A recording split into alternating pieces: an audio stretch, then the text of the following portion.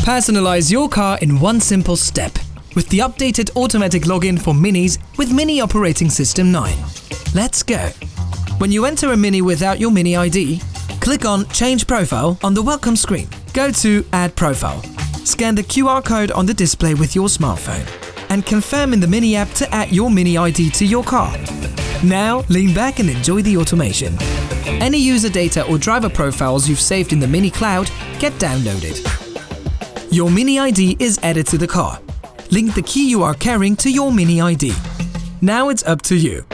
Add more functions or just click Finish and personalize your Mini later. When you open your Mini with this key, your saved settings get activated automatically.